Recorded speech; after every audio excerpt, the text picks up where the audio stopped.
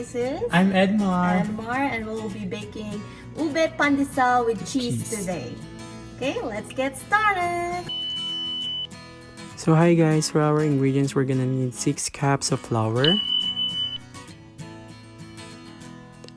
half cup of white sugar, breadcrumbs, 3 tablespoons of butter, 3/4 cups of warm milk, 3/4 cups of warm water, 2 eggs, ube flavoring, salt, 3 teaspoons of active yeast, and our special cheese. That's our ingredients for today. A few moments later. Okay, let's start with 6 cups of flour. And so we're gonna start with the dry ingredients with salt, then dry yeast. We're gonna use this dry yeast. You can buy this in any supermarket that you have. We're gonna put 3 teaspoons. 3 teaspoons of active yeast. Yes. So, pupunta ako. So, ayan. So, si Katie ang ating master baker. Kasi hindi ko talaga marunong sinasipat-sipat na ganyan. Pero first time ko rin pong gumawa nito. So, don't judge us. So, 3 teaspoons. Pala kasha to. Meron pa ako ng dalawa. 3 teaspoons. So, pag hindi kasha, gawin na lang 2. Hindi, joke lang. Kailangan perfect ang measurement. 3 teaspoons. 1. Try mo. Kukuha pa ka.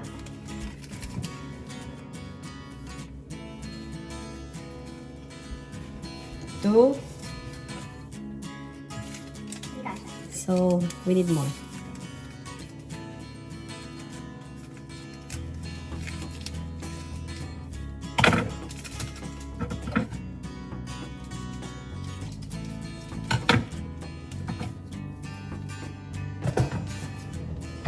Sorry guys, kala ko kasha na yung ano isa. 3 teaspoons of active yeast.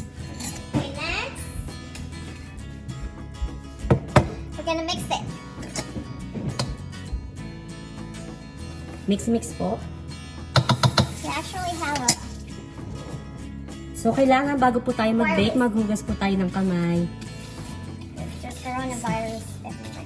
Yes. So, yan po. I-whisk. And then next, we're gonna add the warm milk. Warm I'm gonna milk. put this in the microwave for like about 10 seconds. So, warm milk and warm water. Kahit, mamaya pa yan, kasabay ng tubig. Okay. So, ang tubig Entertain mo muna. ay later pa. So, we have to mix them properly. So ayan po guys, So, no? evenly Kunyari, mix dapat. mamagaling tayo. Kunyari, meron tayo sa pagbibake para hindi na masyadong halatang wala tayong alam. And then, ilalagay natin ang warm milk to activate the yeast.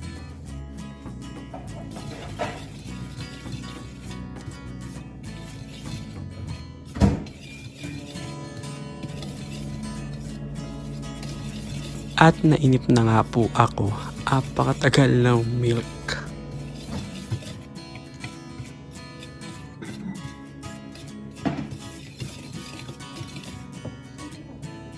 So, mga 3 hours po pala ang milk. So, 3 hours po papakuluan yung milk. To sterilize the milk.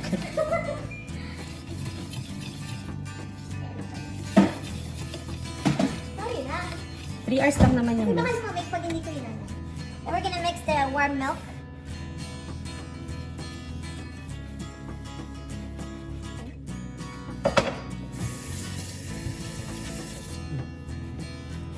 So we're gonna add 5 tablespoons English of lang nga butter. po ang aking kasama. 5 tablespoons of Kaya butter. napapagay na po ako sa kanya accent. And then we're gonna whisk 5 these 2 tablespoons eggs. of butter.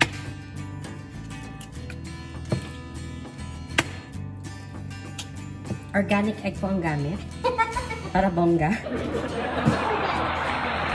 Galing po siya sa dinosaur. Ay, ba't ko lang kinuha ko? So, making this Ube Pandesal with cheese is really fun. So, you have to do it with your family. Yeah. So, bonding time na rin to with mom and also, with God. we need a lot of strength. Yes, because later we're gonna need to knead it. So we're gonna need a spatula to switch up. Apple din to si Katie. Sinasabi yung script namin, nakakasa. Ako mag-hawak ng video.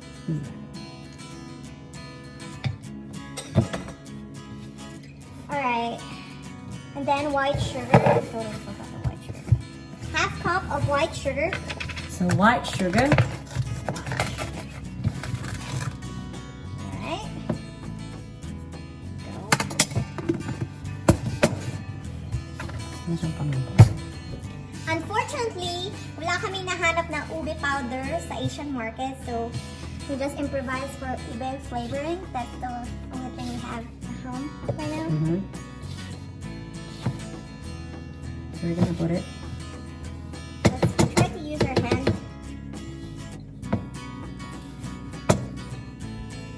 I know at first it doesn't look like a dough right now, but it will eventually come together. I'm gonna pour a 3/4 cup of water, hot water or warm water, and then 3 tablespoons of ube. Do you want to do this? You can.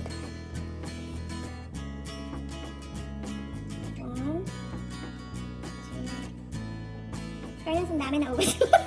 Sakto yung ano ko. Yung food flavoring ko. Fairness. Ba't parang tinta siya?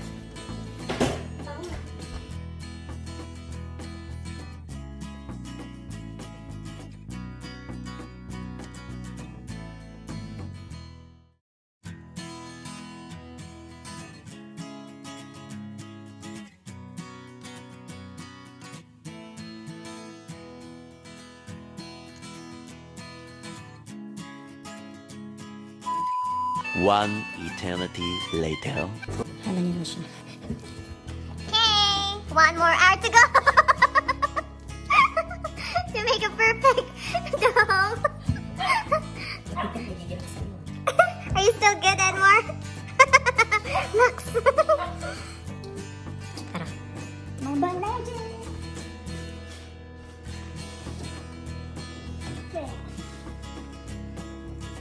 Now we'll be back in 1 hour. One eternity later. 1 hour later. Alright?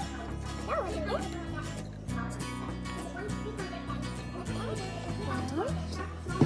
We're gonna knead it again for 2 to 3 minutes. Okay?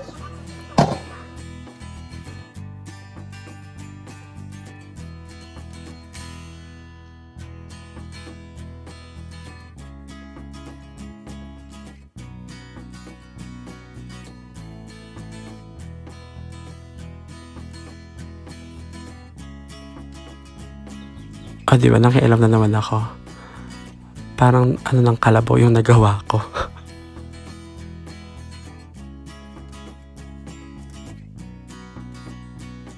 So after rolling them, we need to portion them by 45 grams.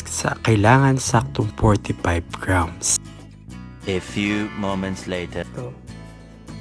So we roll it into like a gofo and we use a rolling pin. Flat it like that and put a cheese in the middle. Seal it. Roll it again. Now we have a breadcrumbs here. You can use any breadcrumbs you want. Roll it there.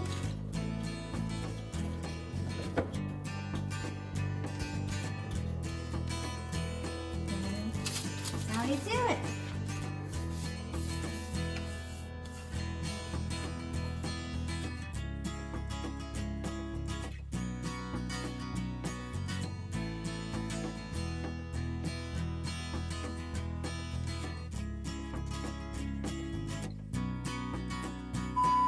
This for 30 minutes, okay?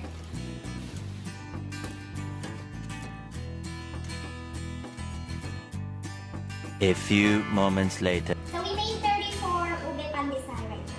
So we're gonna pop it in the oven for 180 degrees Celsius for about 20 minutes.